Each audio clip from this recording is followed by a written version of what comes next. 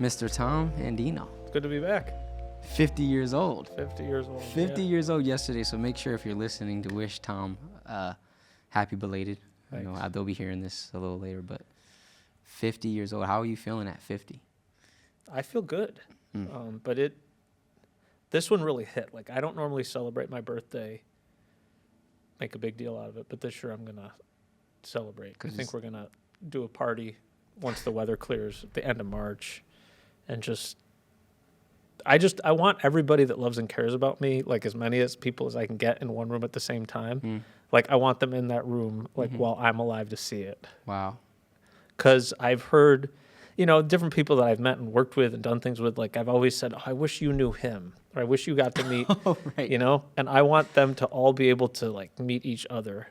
Because in my world, there are pockets of different people. There's, like, the high school friends that we're still in touch with, college friends, and there's little, like, cliques, but sometimes I just think this person from this part of my life needs to know this person from that part of my life. Wow. And I think that could be pretty special. So, and I'm not a party guy either. I don't like parties. It goes against the introvert in me. Yeah. But I'm gonna do it because I want to bring them together. That's actually a good point. I didn't even think of that.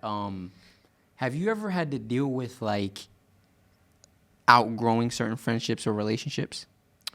And how do you go about that process? Because some people, like, let's say it's middle school, high school friends. Like, you grow up and you're so accustomed to these people, you almost become attached. Sure. And you reach certain points where maybe you're going left and they're not going that way. How do you navigate, like, letting go of certain relationships? Even though you love and care about this person deeply, you feel like, yeah, we've just kind of hit that place where it's just time to let go. Like, yeah, certain relationships just kind of drift apart on both party sides, but sometimes ones where you're both really invested. yeah. And sometimes that other person will drift. Like, I'll try to get them back, but I'll only try for so long and so much. Like, and then I think it's more of a reflection on them than me. I mean, I don't lose people easily. It's just not how I like to operate. Have you ever had a situation where you're just like, I have to step away from this relationship? Maybe it got toxic, or maybe the person was just very misaligned with. I've never made that decision consciously. Like, okay. This is not working for me. I need to step back. Really? No. Wow. And I've never said that to anybody. Usually, it seems to be the other person who will put walls up, or I don't ask people to be other than who they are ever. But sometimes I've had to face this with my friends, like, well, I just don't think, like, I'm good enough for you. I'm like, what does that even mean? Because you don't get to decide that. I do. I decide if I want you in my life or not. So that's their own inner critic. Yeah. That they're not worthy, or this perception, right? Well, you're good at this, or you have it all together, and my life's a mess. And I don't know. Those are the kind of people I like the best, like the messy stuff of life. That's deep. That's where the real work happens. Yeah. And I find that a lot of people fall into this trap of, man, I haven't talked to him. Catch me up on the last 6 months. I don't want to catch up. Like, I want to be involved in your life on the micro level. Like, I want to be a part of those 6 months. I don't want to say, well, we'll do this again in 6 months and we can catch up. Like, what is that? Like, if I'm really important, if we're doing life together, then we shouldn't need to catch up. Yeah. Because I should know, like, what you had for dinner and how work was today and where you're going tomorrow. Like, But I think that's something I've always recognized about you, like how much you prioritize and value relationships. Not everybody has that as a priority in their life. Correct. Like, I've met some people that are like, nah, I'm cool with not kind of being on my own and doing my own thing. Yep. You know what I mean? But you've always placed a very high premium on relationships, which I think is why you're so good at, mentoring and working with. Because I think youth. I think it transforms the individual too. Yeah. I think in that person thinking that they're having a friendship with me or telling me about their life, they're also hearing it for themselves about their own life. And seeing somebody take interest in what they perceive maybe is just the mundane everyday things that they do. So true. but it has an impact on the other person, right? There's two I's in a relationship that make the we, but the we can also influence the I's. So, And I didn't used to be like that. I was gonna say, didn't used to be like that. People would complicate my life. They really would. And I just think it's so interesting how all these different people have impacted me. And a lot of them would say, well, I met with Tom to help me through X, Y, Z. It was never one-sided. And it had a huge impact on me. And now I find myself encountering people where I just feel so lucky to have met them in person. Yeah. I met a couple people today that I seen on social media, different things, and I was like, wow, it is so good to meet you. Because I know about you, but I've never met you. Yeah, I feel you. And I think so often we go through life knowing about people. And it's very different to know someone than to know about them. Oh, yeah, I know about you. I've seen your podcast, or I hear what you preach, or whatever. No, I know you. I know that this man does not eat breakfast. That's crazy. That might be a small thing, but why, true, right? yeah. Well, part of a routine and a structure, and Yeah. so to go beyond I know a couple fun facts about said person, to actually knowing this person, that's different. Absolutely. Yeah, that's interesting. And something we've been talking about just because of some situations and things that have transpired the last couple of months is just learning how to navigate people who maybe aren't aligned, people who maybe show you who they truly are, and it's now I got to set boundaries, or I got to keep distance. And that's been something I've always struggled with, because I've always grown up and seen the best in people. And sometimes we can get so attached to seeing the best in someone that it kind of hinders our ability to see someone for who they actually are. Yeah. Yep. And that's a very tough, Yep. Thing to try to balance, because you do, you I feel like I see so much in this person, and then you become naive to think you could bring it out of them. Right. Right. But then they keep showing you over and over, this is not who I am. And it's that's where I've had to learn how to set boundaries and be okay with that's not necessarily my job. That's not my role to necessarily change someone, especially if they're consistently showing me that's just not who they are, or Right. they're not that in the moment. Right. And that's a very tough thing that a lot of people deal with, because you'll end up staying around people that are showing you that they don't value you, or maybe they don't respect you, Yep. or they're not aligned, just because you're so emotionally attached to who you want them to be. Correct. That's a real thing. It is. Or you see the good in them, and you wonder, why are you playing this character? Yes. No. Why do you have that mask on? Because I see right through it. Why? What would happen if I encountered the real fill in the blank name? Because a lot of times when people would say to me, wow, you really know me, I would always remind them, it's because you let me. So good. I'm not a psychic. Mm-hmm. I don't have these magical powers to know you without you giving me that access. That's really powerful to think about. It's because the other person let you into their life. That doesn't mean you let them into yours. Those are two different things. That's deep. And when people have said that, when they are wowed by that, at how well I know them, I always remind them, it's because you let me.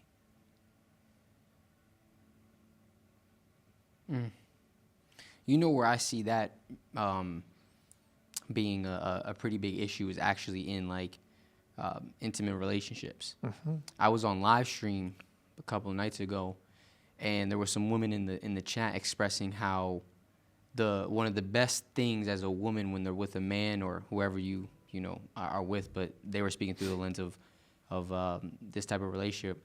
One of the best feelings and qualities is being seen and heard.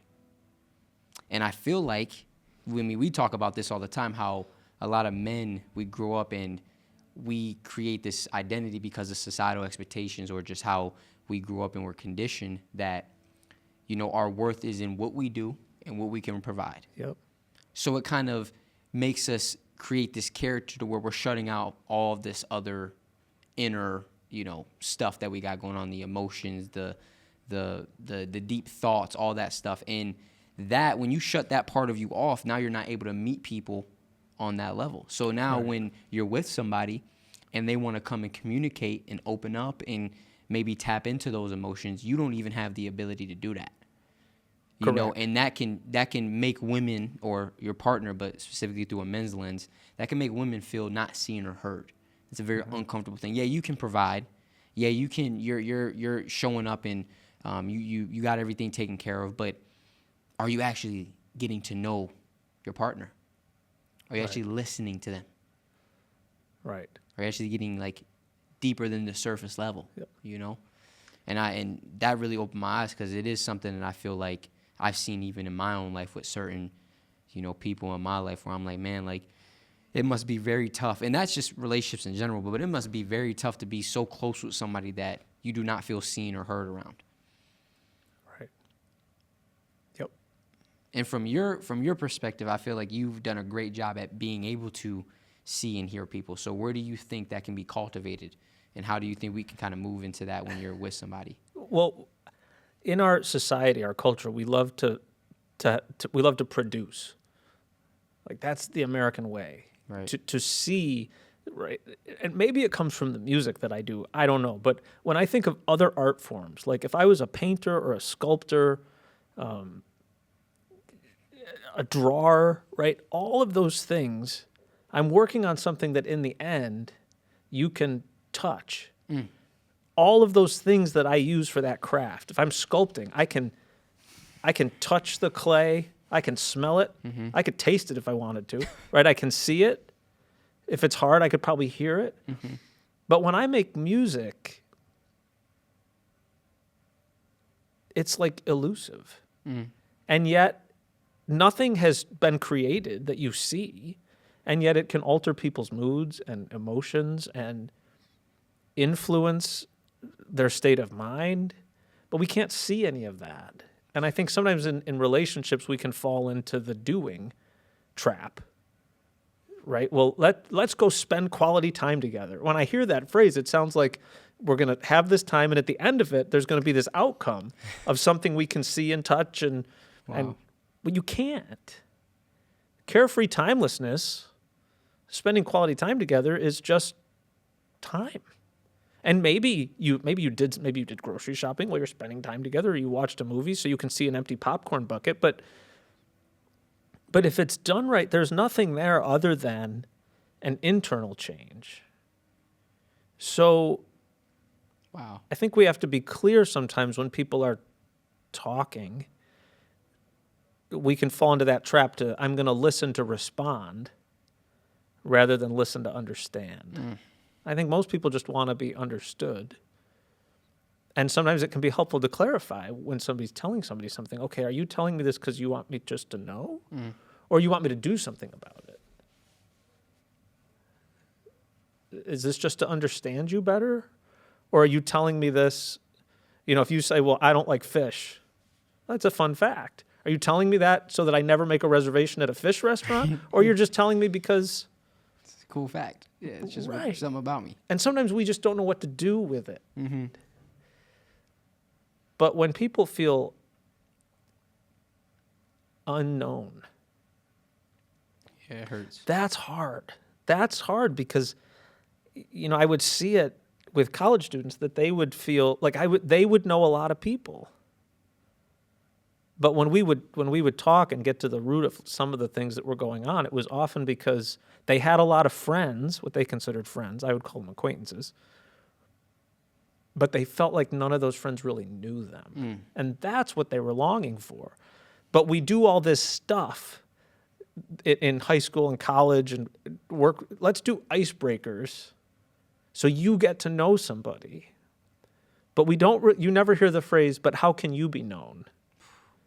And that flips the script, because I think that's what people long for, to be known and loved. I mean, to be loved and not known crazy. How many people say, "Oh, I love you. I love you." I'm like, "You don't even know me."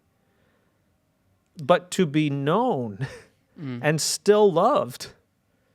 Yeah, I know you, which means I know the good, but I also know the bad. The true you. And yet I still choose to love you. That's what people long for. Yeah, you're hitting. To be known and still loved. To be known for the true you. Correct. Because how susceptible are we to putting up these characters in these masks to try to hide those real, true, deep parts of ourselves? Yep. Oh, like I only think this person is gonna like me if I portray this image or if I portray this character. So a lot of relationships aren't built on the people getting to know who they actually are. You're getting to know the character that I'm portraying. Correct. So that creates a whole nother disconnect because now I'm in a relationship with you. I have friends or whatever, and we've built this whole relationship on the foundation of me not even being true to myself.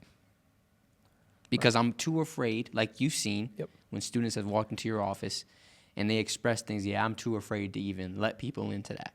Because I feel like if they knew that about me, they wouldn't like me. Right. Or they'd run. Yep. And it's like, dang, man, that's a tough place to be. And I think that's a societal condition that we all can kind of fall into, But I've just learned that, and this is why I talk so much about the work, the relationship you have with yourself, right? Because if you're constantly avoiding certain parts of yourself to yourself, I mean, I'm not gonna be so willing to open up to you. It's gonna be uncomfortable. I've never done that with myself or even tried to. Right. So I always tell people like, you got to learn how to sit with those very vulnerable and honest parts of yourself and just sit without judgment. Just be curious. About the real parts of you, you know what I mean? You'll start to realize that these things aren't hindrances; they're blessings, and those blessings and those gifts and that uniqueness actually leads to the connection you're searching for. Right. But you got to be willing to tap into it. Right. And we have to be careful when we sit down with people to not look through the lens. I don't even think we do this consciously, but I think sometimes we sit down with somebody and we start to think like what they could do for us or who they could be for us. Yeah, this is dangerous. Right? Instead of transaction, just knowing who you are, our mind starts to get ahead of that. I don't even know who this guy is. Like you hear that sometimes in relationships. I don't know who this guy is, but we're going to get married. Like, really? Because this is your first date and you're 15 minutes in. I knew it was love at first sight. Right? Like, okay. That can happen. Right? Or he said one thing and I just like, nah. Like, but did you ask why? Or what's underneath that? Just dig a little deeper. No, I just wrote him off. It could have been a whole misunderstanding that you never dealt with. So try to be present to the other person in front of you with no agenda. Blank slate, blank piece of paper conversation. That's not easy to do. Nope. That's not easy to do at all. But you see where it goes. I know. Over time. And then it's like once you have one relationship or connection like that, it's like you're not even gonna settle for anything less. Right. It's like, this is what real connection looks like and feels like.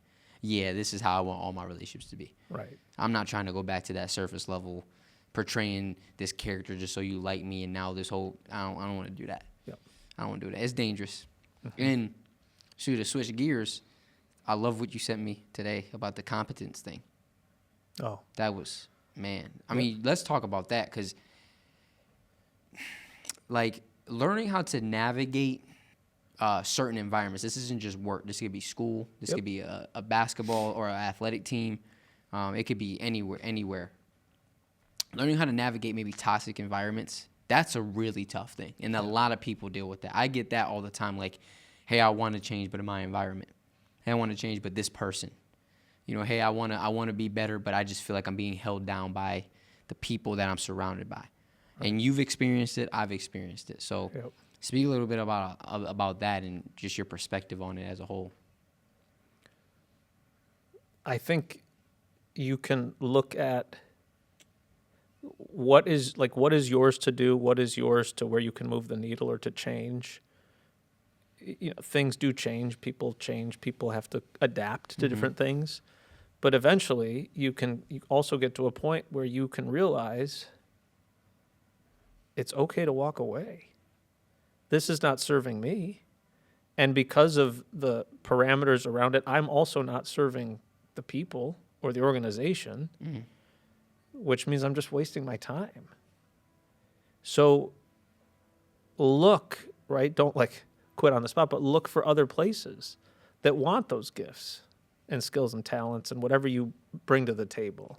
And if you don't know that, like you said, like you need to spend some time and really reflect on that. If you're going to sit down and say, well, I'm not good at X, Y, and Z, then I want you to also write down that you are really good at A, B, and C. We're really quick to go to like what we're not good at and to beat ourselves up. But if you're doing the work in an honest way, you're also going to be able to look at the gifts and talents that you do bring. And sometimes that's harder than the list of things that you don't bring. Most times. To do that work. Because our self-perception is so low. Correct. And this is the importance of the work you've done, the work I've done, and the work that we're going to continue to do is helping to reflect back the best parts of people. Correct. Especially young people. Correct. You know? That's key. That's what I saw over and over again, was that the student in front of me would often come in, and it was like looking at the side of the moon that we can't see. That's where their mind was. And I'm seeing the side that I can see, this reflecting light. And so I would take what I saw and reflect it back to them on the dark side of the moon that they couldn't see, and illuminate that. That started to change people. You know, that helped them to see like you're more than the worst thing you've ever done or the worst grade you've ever gotten. You know, and when you start to throw light on those things, you have more light in that hole of in the places you feel dark. Right. For real. Yeah. That work was so fulfilling, wasn't it? Oh, it was the best. It's the best. Yeah. It's the best. And the ripple effect, you know, the seeds that you plant, you may never know how it turned out. And sometimes you get the gift of finding how it turned out. I had 2 of those in the last couple weeks. That's crazy. Totally out of the blue. See, I didn't expect to hear from this one person. It had been 2.5 years. You know? And then they thank me or they give me credit, and I'm like, but you did the work, right? I haven't seen you for 2.5 years. You took something from our conversations, enough that you held on to it and looked within and did that hard work yourself. So props to you for not running away from that. Yeah. And when it comes to, what's the first thing that comes to your mind when you think of young men and the things that they struggle with and are trying to navigate? I mean, the question I always ask is, who are you? Yeah. Because I don't know you. And I think there's real power in that, because I don't want you to tell me what your major is or what your hopes and dreams are. I want to know who you are. Genuinely know who you are. Not even because I'm listening to maybe try and help you. I just want to know who you are so that I can be fascinated by that. What do you say when people say, I don't know? That was really interesting, because I had somebody in my life that a person came in and said, my friend sent me here because I don't know who I am without a baseball in my hand. So I couldn't ask my question, who are you? Because they didn't know. And they were going to graduate and didn't know their identity without that thing in their hand and the number on their back. So to unpack like the totalness of somebody, you know, gifts, talents, skills, temper, shortcomings, you know, all of those things. Then I started to get a picture of the whole person. And, you know, in that case, I remember it was like the 4th meeting, and they said, well, there's something else I have to talk to you about. That's always the key. But they finally, they trusted enough to know I can talk about this with this person because I'm really not afraid to tell him. I'm afraid to hear it come out of my mouth because now I have to admit it. And so I love it when people say that to me. Oh, there's one more thing. 5 minutes before the meeting ends, there's one more thing. And I'm like, okay, this is the thing we should have talked about in week one. But you have to grow that trust. Yeah, you do. And it has to be earned. And some people need to grow it within themselves. Correct. To even trust themselves or muster enough courage to even say it. Yep. Because it's been, suppressed and boggled down for so long. You know, Yeah. especially young men. I mean, like, that stuff is like, we're not having those conversations in our friend groups growing up. We're not taught, like, it's okay to be emotional. Right. And to be honest. Right. And to be transparent. Nah, I'm not doing that. Yep. So it takes a while, when you start actually having real relationships with people.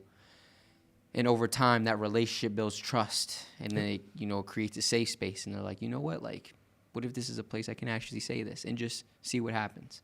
Yep. And then they realize nothing bad comes from it, only more growth and more positivity. Then it's like, oh, snap. Right. I got to keep leaning into that. And following up is key. Yeah. If somebody shares something with you, just let that sit and then acknowledge it. I think like the next day or the day after. Thanks so much for trusting me to share that with me. Because that does two things. It acknowledges that they were heard, but it also lets them know that, wow, even 2 or 3 days later, you're still thinking about this, thinking about me and how maybe you can be part of this. I don't even want to say to help because that might not be what they need. Man, that's so powerful. Follow up and So follow powerful. through. So powerful. The amount of times I've had a genuine, like, real deep conversation with someone, and I do come back like 2 or 3 days later, and I'm like, yo, I want you to know like how much I appreciated that conversation. And they're like, dang, like, all right, yeah, thanks. Like they're almost like taken back, like, dang, you're still That you even remember it. Yeah, and it had that much of an impact on you, and you're still thinking about it. Like, yes, and people do not get that enough. It's so wild how and I get it. Like when you're so caught up in your own world, you're not focusing on, other people in the sense of like being able to like, oh, that's an opportunity to serve, or that's an opportunity to reflect back to somebody or have a real conversation or learn about somebody. You got a million things going on in here that you're trying to figure out. You're trying to compartmentalize. So we can fall into the trap of thinking that we're all the sun. That everything is revolving around us in orbit. Yes, Yeah. and it's not always out of maliciousness. It's just how we think and how we're conditioned. Right. Yeah. It's just, but really we're just one of another couple planets, kind of hanging out, doing life together. Right. Connection is so important. Yep. Connection is so important. Yeah. What about this is a topic I know a lot of people, have trouble with, is dealing with a narcissist. We don't have to get into specifics, Toxic. but you're 50. I mean, you've lived a lot of life. You've been in a lot of relationships as far as like friendships and mentors and mentoring and all that stuff. You've worked with so many different people. Yep. Yeah. Like, what are your? I'm gonna switch the question. What are some key distinctions you've seen between good leadership and really bad leadership?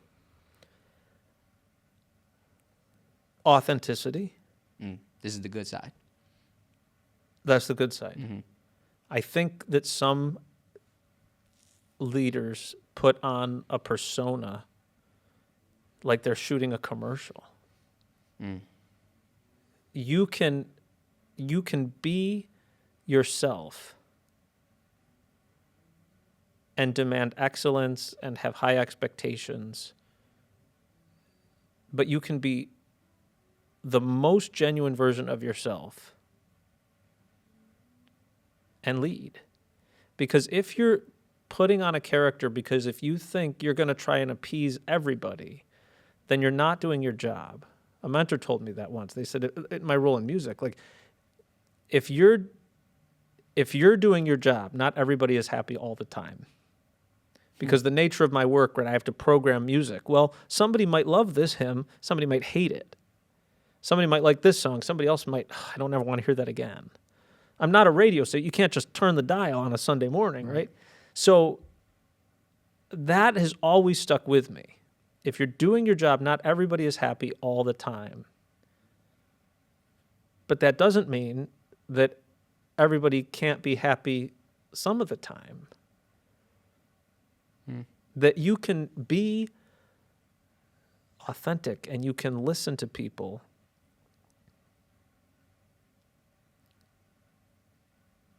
and really lead with authenticity and integrity.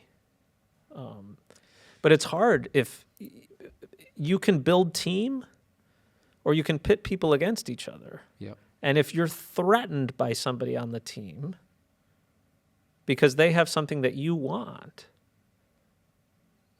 I would ask yourself, like, do I have that? Do I possess that? Even the aptitude to learn that? Because if you don't, I would think you would want them on your team.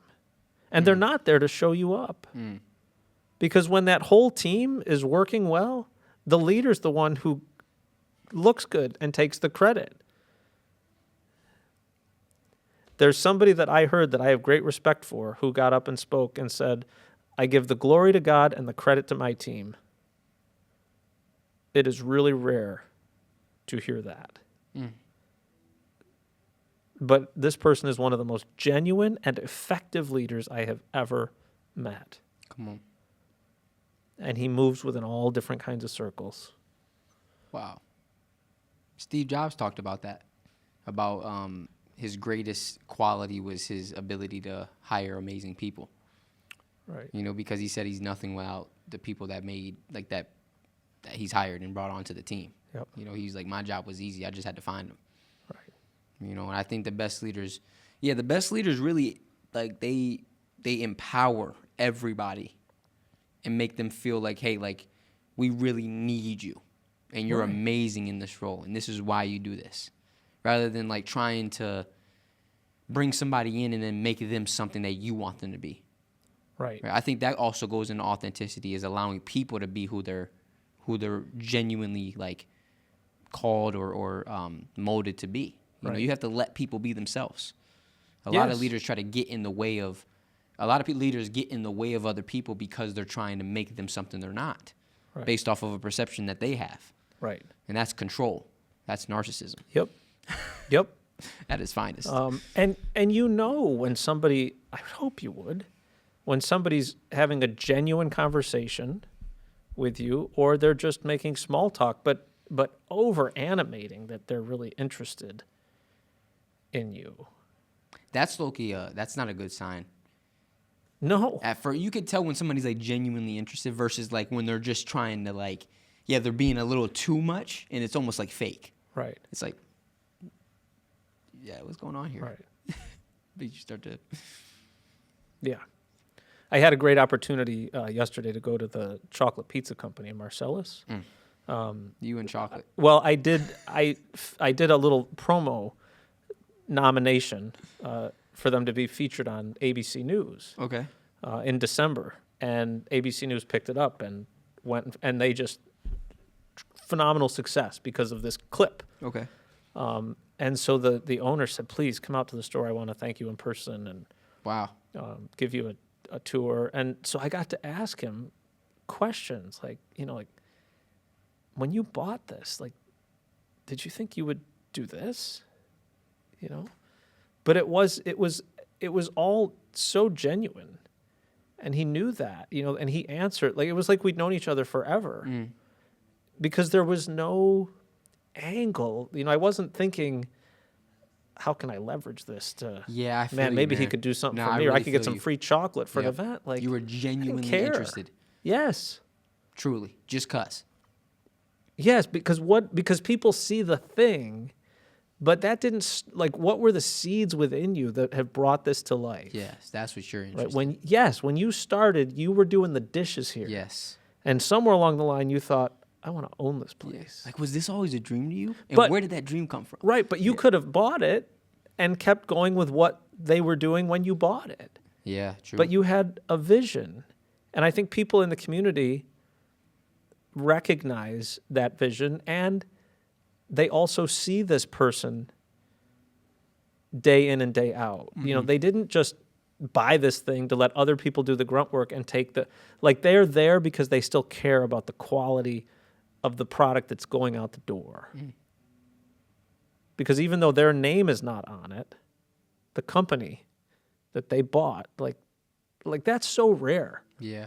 You know, you hear about they build these things up and then they sell them. Yep. And then the quality goes down. The people who buy it look for ways to cut costs. Yeah, let the that's so people true. go automate. They lose that. The thing that makes that product good Yep. is the top shelf quality ingredients. When they could, because of economy, tariffs, whatever, they could use a lesser quality chocolate or buy a cheaper peanut butter, but they don't. They've made the commitment to quality because most people are willing to pay another 50 cents or $1. So wow. If this thing that I had when I was 10 still tastes the same when I'm 50, wow, this takes me back to my childhood. Versus what I see in the news right now, you know, the grandson of Mr. Reese is angry at Hershey because Hershey's changed the recipe. Put all Reese's cup? Yes, put all kinds of fillers in and fake stuff, and the guy's like, "This is not right, what you're doing," and he called it out to the media. Because you could taste that. Yes, it tastes like wax. So authentic, genuine curiosity, genuine. That's a I don't know. beautiful. Maybe that's hard. No, that's beautiful, man. Because that applies to life, though. Yeah. Like that's the importance of being authentic. Because you keep your quality. When you're trying to be somebody you're not, you're trying to or you get so caught up in this hustle culture, trying to do a million different things. It's like you're just diminishing yourself in the process. Right. Like real talk, you're really diminishing yourself in the process, man. And I think that's just consumerism, capitalism, the society we live in. Everything's about how can I make as much money as possible? How can I expedite processes? How can I do all these things? It's not really focused on how can I really put out the best quality product. Right. Like truly. Yep. And people get enthralled in the public stage with the end result. You know, but I'm curious about those things along the way. Mm-hmm. Right? Like, I mean, to have the opportunity to, right? Like what happened earlier with somebody to meet them. That's what happened when I met Fred Rogers. Like I just wanted to thank the man for his impact on my life. I didn't need anything else. And what I got was a whole day of encounter. He was so curious about my life. I'm thinking, and in my mind, I'm like, you're the celebrity here. Like, I'm here to ask you questions. And he was just, who are you? Like, fascinated by, and I'm like, but if we take off that I mentality that I'm the son, Yes. like you can ask a real question. Because the roots of all the things we do, I think the seeds are planted when we're little, when we're 4 years old. And sometimes you see that all come out later. You look for these patterns that weave together. Wow. You know, I mean, I can look at things in my life, music, structure, order. I love lights, Christmas, right? Like, and I look at how all of those aspects throughout decades of my life came together to create Lessons and Carols, where there's music and there's structure to the format, but there's also a lot of 4-year-old Tommy in that. There's a lot of fun in it.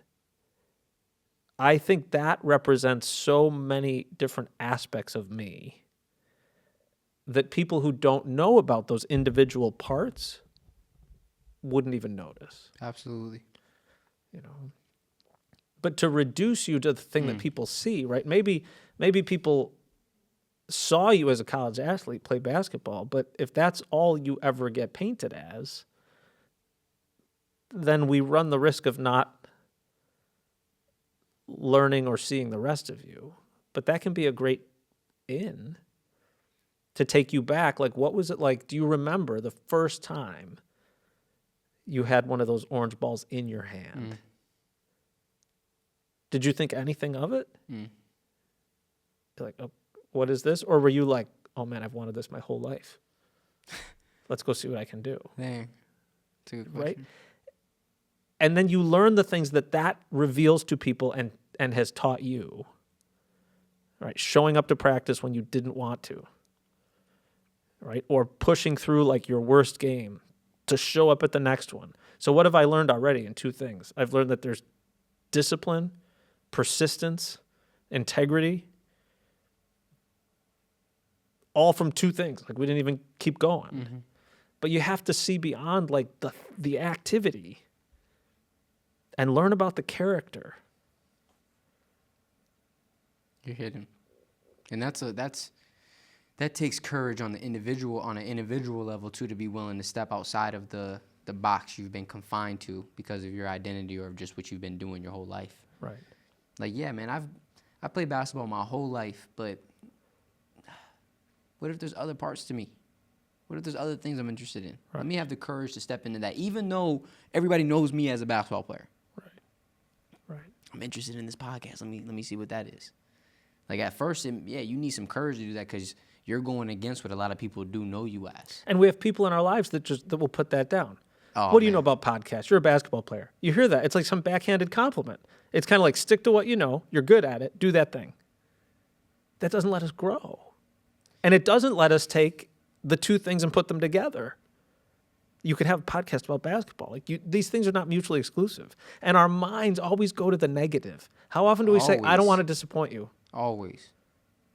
But we never say like, man, I want to wow you today. Facts. No, I'm just afraid to disappoint you, so I shrink back. Yep. And we never maximize the full potential of individual or the friendship. Yep. Because I don't want to disappoint you.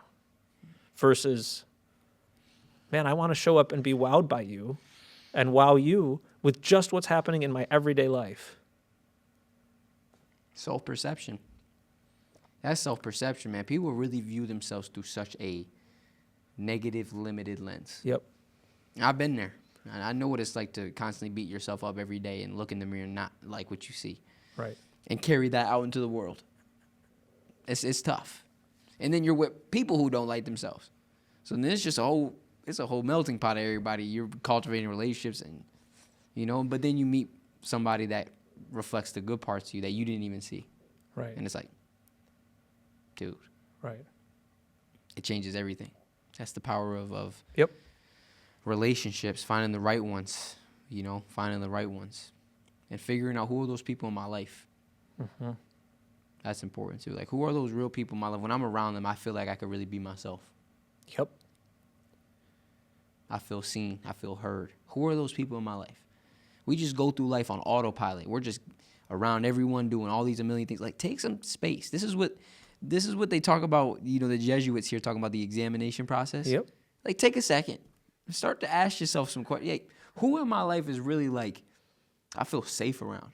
I feel seen. I feel heard. Yep. Like, I feel like it's not a transaction. Like, start to become aware of those so you can start to foster those relationships more. Right. Right? Rather than just constantly giving your energy to everyone and anything. Because you're worthy of those. You are. Yes. Some people You're think they're worthy not. of having beautiful relationships in your life. Some people, this is just it is what it is for me. Right. No, it's not. Doesn't have to be. Oh, no. Yeah. I promise you, there's more to life than that. Yep. Man, there are people out there that will really love you in a way that you never felt before. Right. Yep. And some people, man, when there's that quote, that my mom says it all the time, misery loves company. Oh, yeah. Gosh, man, some people are just so miserable with themselves that you got to bring everybody around that and bring them into your stuff. Yeah. I can't see you happy because it makes me mad that I'm not happy. I don't like to see you smiling because why are you smiling? Right.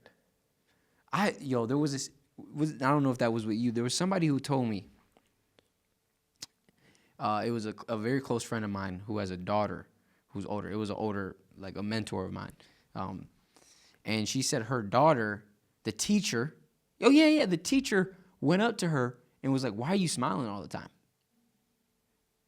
And I'm like, what the heck? Like, why do you look at that as a bad thing that somebody's smiling all the time? You're that miserable in your life. Right. That this girl who's smiling, it doesn't have to be for a reason. Maybe she just enjoys life and she's blessed to be, up every day. Yep. That you got to go to her and ask her, why you smiling all the time? You shouldn't be doing that. I'm like, man, some people really are that miserable that they got to drag you into their stuff. Yep. And this is where you need to be incredibly intentional with setting boundaries, man. If you want to be miserable, you got to stay over there by yourself. I'm not joining that party. Right. I'm not becoming part of that circus. Yep. I can't do that. I can't do that no more. I've been there. I've been around people where it's like they make you feel bad for like being up here, like energy wise and positive wise. So you keep lowering yourself to make them feel comfortable. Eventually, you just get tired of doing that. So you're like, yo, I'm going to stay up here. If you do not want to come up here, you can stay down there, but I'm not going to keep lessening my light to make you feel comfortable. Right. And that's a lesson that we've recently talked about that I'm really coming full circle around and learning how to embody. Like, I can't keep trying to make everybody feel comfortable. Right. That's not my job. Correct. Because then I'm going to become a shell of myself. I'm going to start doing things that aren't me to make you feel comfortable. Right. What type of relationship is that? Right. Right. There's a whole poem about this, but it's about Jesus, and it says he came to comfort the afflicted and afflict the comfortable. Oh, man.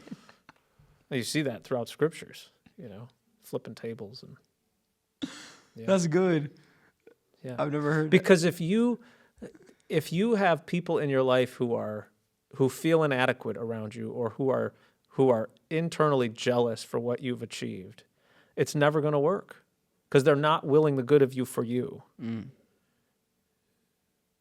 So who are the people that you call when you're in the mud and you need somebody you can trust and a pep talk? But who are also the people that you can call when you have something to celebrate? Needs to be looked at. Because sometimes they're not the same people. And they should be. Or I think you have to question the genuineness of those relationships. And maybe they're still fun. Maybe you go out and have a drink or whatever, and you just don't talk about certain things. But I think real, genuine, authentic relationships, those 2 to 4 people, maybe it's 1 to 3, that you can be with at your worst, and they will also be there to celebrate you when you're at your best. Yeah, this is kind of going back to what I was saying at the beginning. Like this is why it's so important to really think about what is the life that I'm really trying to live, and who aligns with that. What type of relationships do I feel like I really want to cultivate in my life? And then I need to look at the relationships I have currently, and I need to start going one by one. Is this relationship really aligned with the life that I'm really trying to create for me? That's aligned with the highest version of me. When I think of the best version of myself, is this the type of relationship that aligns? And a lot of times, people will say, nah, this isn't it, and they'll stay. Right. They will. Because it's like, I don't know, I can't step away. I'm afraid to be alone, or I'm afraid of what they'll think of me, or I've been around them for so long, I don't know life without them. It's there's so much that goes into this, man, but it's like, yeah, you just got to be willing to have the courage. And you got to understand when you leave what isn't for you, it's not like the beautiful thing about leaving what isn't for you is it creates room for the things that are for you. Correct. You best believe when you step away from an unhealthy relationship and you have the courage to be like, I'm done with this. It's not like you're just going to be alone forever. There are beautiful aligned relationships waiting for you to step into them. Yep. But you would never have the ability to step into them until you were willing and had the courage to step away. Absolutely. From certain things. Yep. And that can apply to relationships and just life. You know what? It's time to step away from this environment. And that's the hardest part. Yep. Because it's holding us back. Mm-hmm. I think we're more afraid we're afraid to leave the comfortable, to step out into the unknown. I don't think we're really afraid of the unknown, but we're afraid to leave we might leave behind. Yes, that's it. We're afraid of the unknown because it's gonna make us leave behind what we've known. Right. And we're like, dang, I'm really comfortable with this. Yep. You know, even if this isn't the best, even if it's bringing me a little bit of pain, at least I know. Right. You know what I mean? Yep. At least I kind of know. That's why so many people stay in jobs that they hate for so long. Right. Like, I've been wanting to leave this job for the last 15 years, but it's really all I know, man. Right. It's like, bruh. I only got 5 more years to retirement. That's a long time to be stuck. Yo. It's a long time. That kills me every time. I've had people in my personal life have hit me with that, man. It's like, I'm just trying to get to this point, and then I'm like, that's a long time. 2-3 years, that's a long time. Yep. That you're going to just be miserable and suffer in something you don't want. Right. Just to get to a destination you think is going to bring you some sense of fulfillment or peace. Right. That probably won't. Yep. That probably won't. So that's what we're going to talk about next time, is how to let go and how to have the courage to let go. All right. But the last thing I'm gonna ask you is, being now that you're 50 years old, what is, if you had the whole younger generation sitting in front of you, being 50 years old now, what would be your message to the younger generations?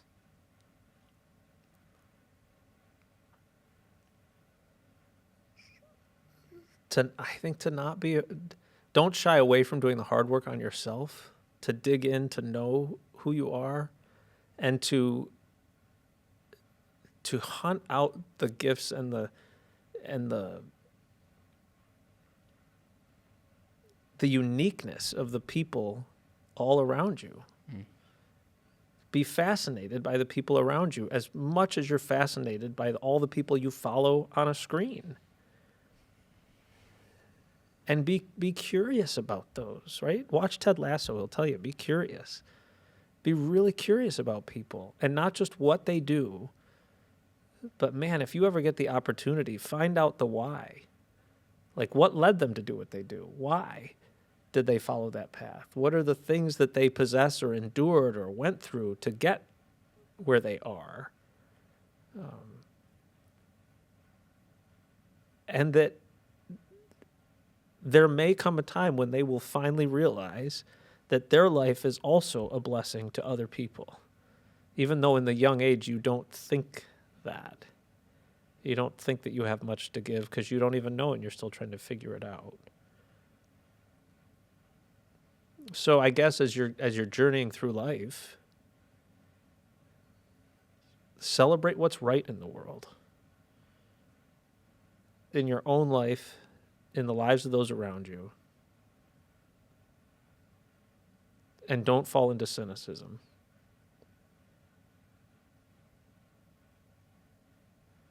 And if you don't know who you are, then let me spend some time with you so that I can reflect back who you are. That's my favorite thing to do in life. Yes. It just is. Absolutely. It's my favorite. Tom Andino, he's amazing. That's what you've done for me, and that's what we're going to do for people. So thank you. You guys will be seeing and hearing from Tom again very shortly. I mean, he's a constant person in my life, and I'm going to have him on the podcast a lot more. So good to be here. Tom, thank you. All right, we out.